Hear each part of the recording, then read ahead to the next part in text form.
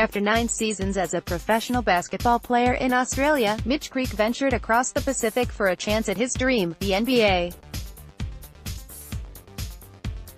Even though he admits he didn't always believe in himself. Although he had previous summertime stints with the Utah Jazz and Dallas Mavericks, Creek hadn't fully bought into the idea of him competing on the NBA level until he was officially offered his first 10-day contract, which he thought was a joke, on January 25. As the Twitter account of Australia's NBL said, all of the feels. That, of course, is the final product, the emotional bang from all that stockpiling of weapons. Creek admits it took some honest reappraisal after some sports psychology. It was all unlocked by Dean Evans, a sports psychologist, who Creek has worked with for the last 5 years. He said, "If you're gonna be an NBA player, you've gotta believe it, and I never believed it," Creek admitted to Nets Daily after Tuesday's team practice. "It took me a long time to actually see the light, and it's taken me up until now to see it," he added with a laugh. "You hear people say, if you can do this, you can do that, but at the end of the day, if you don't believe it yourself, what's the point? Superficial confidence is different to internal confidence."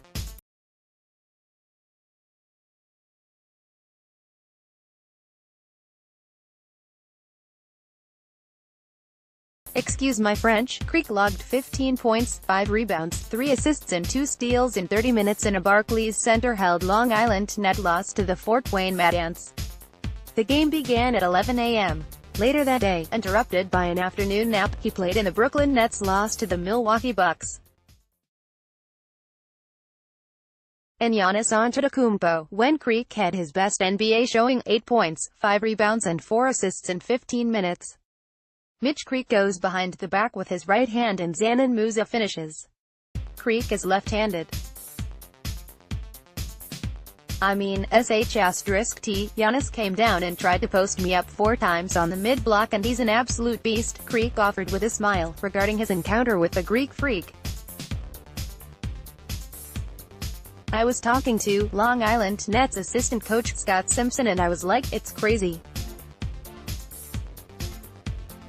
You look at these guys, you see him on TV your whole life, and I've watched basketball for a long time now, and now I'm running around playing against these guys. It's pretty cool. You're bumping chests and you're running next to each other, trying to knock each other's heads off." Although Creek was waived on Thursday, he drew favorable reactions in just 13 days. And there is a possibility he could be resigned to a conventional NBA contract. He adds culture to our locker room, head coach Kenny Atkinson told reporters of Creek on Monday prior to taking the court against Milwaukee. "He adds toughness and smarts. I have no qualms about putting him in there. I trust him. I love what he represents." Creek credits his 10,000-mile journey from Adelaide to Brooklyn primarily to Long Island head coach Will Weaver, who had coached him when Australian Boomers in FIBA play. "I respect his acumen, his diligence and his toughness," Weaver said of Creek in December. "I rely on him heavily to get this team where we want it to go. Of the things that are the most appreciated about Mitch, his relentless process-oriented approach is great," and Creek's Long Island teammate, Theo Pinson, recently had kind words for Creek to ESPN Australia's Nick Medalinos. "One of the best teammates I've ever had," said the North Carolina national champion to Medalinos. "Every single day he's been a great guy in the locker room, so you can't go down to Long Island and be like, 'How's Mitch? Oh, he's in it, hole.' You won't ever hear something that." Creek told Nets Daily that during his time in the States, his main focus has been to find comfort in uncomfortable situations. The advice was bestowed on him by Dr. Evans, the sports psychologist. "It's hard to put yourself in a position where you might intrude or you might step on toes.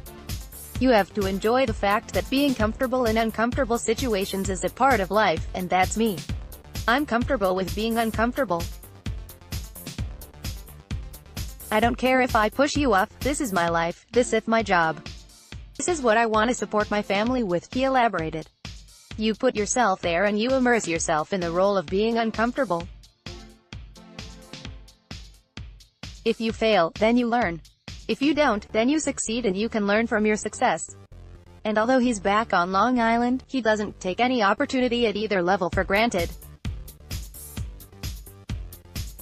Given his recent track record, another NBA contract could arrive in his near future. "It was never guaranteed here," he said, humbly. "It was just, you go to Long Island, you work your ass off, and you just see what happens. You take a $500,000 pay cut to come and make $35,000 for a chance. That's all it was, just a chance to say, at the end of my life, I did everything I could to be as successful and reach my goals. I didn't want to be that guy that's 50 years old on my lake, retired, drinking a beer with my big belly, not even hands-free. I could just tip that B***tch out," he said. "I didn't want to be that guy that said, oh, I could have played in the NBA but I didn't. I wanted to see for myself if I was good enough, and even if it was only for 3 glorious weeks." He made it.